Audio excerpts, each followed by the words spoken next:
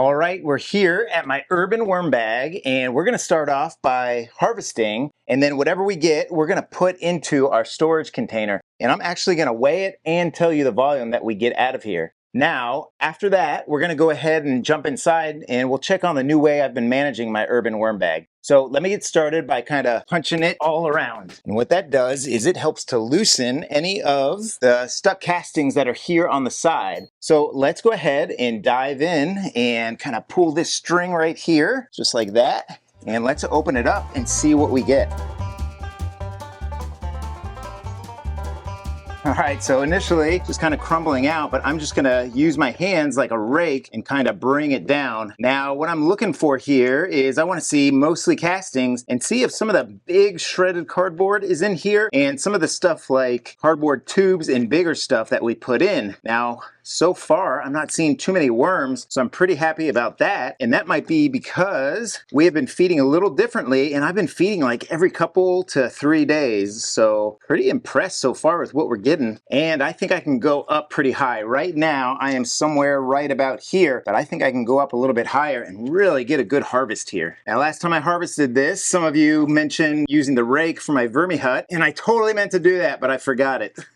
So next time we harvest, I'll go ahead and use the rake. But right now, my hands are doing pretty good. I'm actually liking the moisture that I'm feeling all around here, so this is a really good harvest. All right, I'm starting to get to where I'm seeing some bedding, and I've got something right here. Oh, look at that. That is a kale stalk. So clearly we are getting to a part where there's some other stuff, and boom, we got the temperature sensor out. So I'm just gonna dig a little bit around again and think that will be about enough for us right now. Right now it's kind of higher in the center part and a little bit lower here, so I'm just gonna even it out.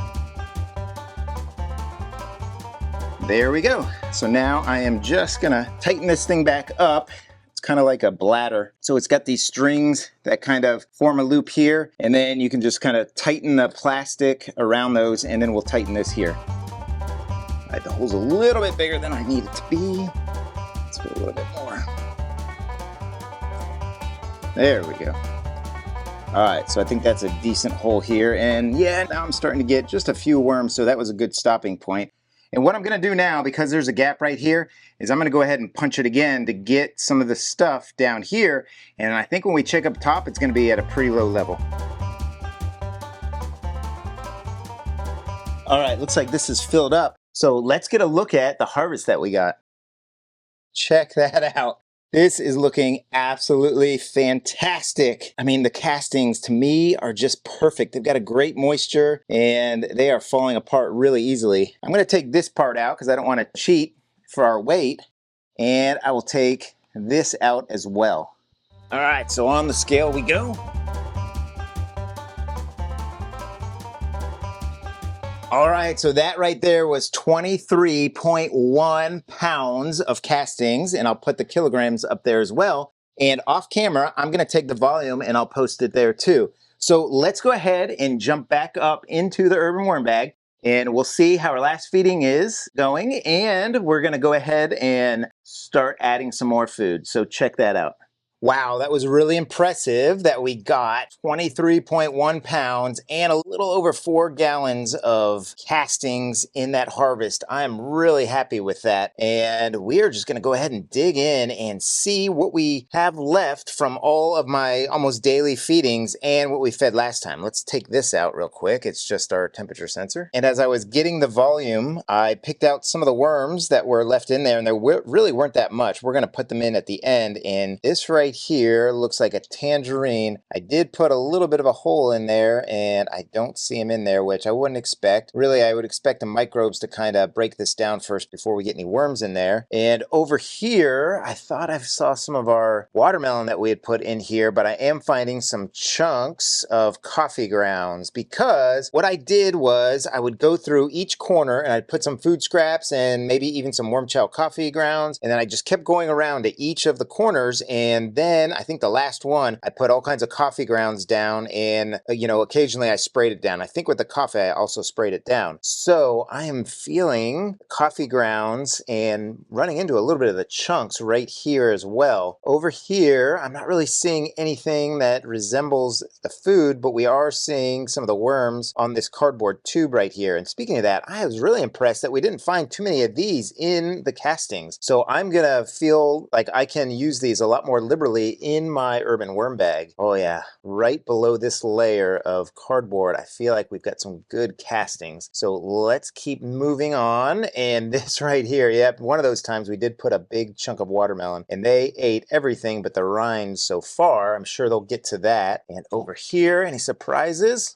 Just more coffee chunks that I'm gonna go like that with. And again, some of the long-term food that they use, I think this is a brassica. In fact, we are gonna put this one right back in. So I'll just kind of leave that for the mix. And then over here, see if we have any more of our daily food. I did feel like I could put some of these eggshell cartons in the daily feeding, so I am gonna do that. But I'm gonna put most of the big stuff in these once every, 3-week feedings or so that we do when we do these videos. So let me dig down and see if there was any of the previous feeding. And in that previous feeding, we started with a bunch of cardboard tubes, then a huge piece of yellow watermelon got put on top, followed by some broccoli stalks, an eggplant piece, and peppers. Next, we moved over the bedding and set the sock down on the bottom and added some vegetable food scrap mix along with another smaller piece of pumpkin and tomato top. Then we added some medium-sized watermelon chunks and an organic peach that we broke open. And finally, we added our amendments of worm chow, used coffee grounds, and eggshell grit. I think the sock was over here, so let's go ahead and pull that open and see if it got any more wear. Now, there was a lot of great suggestions, and some of them were that I should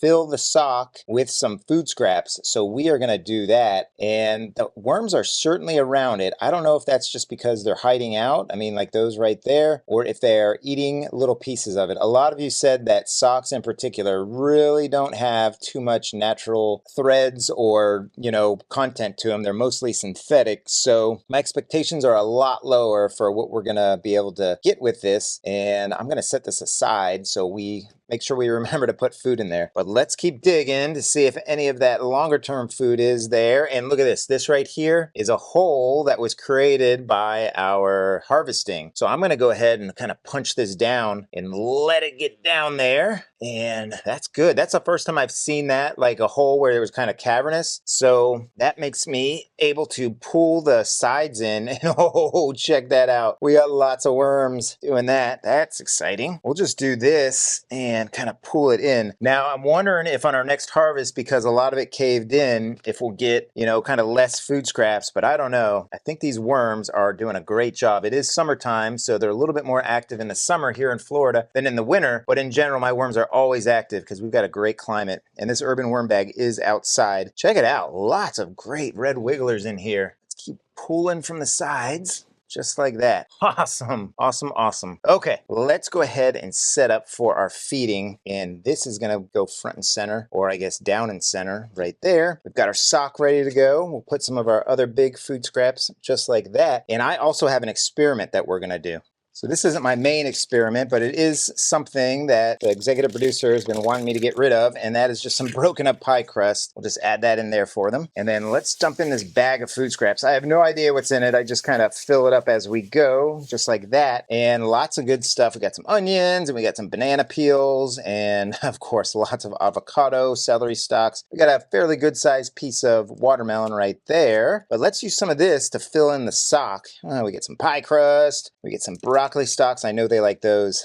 I wonder if I dare. I do dare. Let's put that banana right inside there. Oh my gosh, can you imagine if you stuck your foot in this in the morning? That would be pretty scary. So yeah, I think that's some good stuff in there. I don't think we need to get the full length, but certainly having it close to the opening will do them good. So sock done. Awesome. I'm going to put it there, and to help them out, let's do the watermelon right on top of that. And then here's our experiment. Kind of an odd one, but I've got some pineapple chunks right here. I've been pulling some of them out and using them for food scraps, but I want to do them all at once. And I'm going to put those right there. We'll see how the worms get to those. And then here is a coffee container that we kind of just leave on the counter, and we put our used coffee grounds in here and they kind of dry out for us. And also I think it gets some mold in there, so it helps the breakdown process. But I'm going to do the whole thing as well right here. So we'll see how these do. The coffee grounds and then the pineapple. And you know what? I want to put the temperature sensor right underneath it. So we'll get a chance to see if the pineapple is going to make it hotter as it kind of decomposes. So we're going to add some of our bigger bedding in here, and I'll just kind of use this to wipe my hands as I do that. We'll just dump all this in just like that. And this will be interesting. Oh, here's one of those bigger packaging pieces. This will be interesting because I'm going to put some of my damp shredded cardboard on here, and then I'm going to do my daily feedings on here. So we almost have a layer that we fed right there, and then we've got this big cardboard layer, and then we're going to do daily feedings. But first, we are going to make a hole right here because we've got some worms to put in there. There we go. After 23 pounds of castings, this is how many worms were left. Look at that tiny little worm ball, and they're going to go right down into some fun food scraps.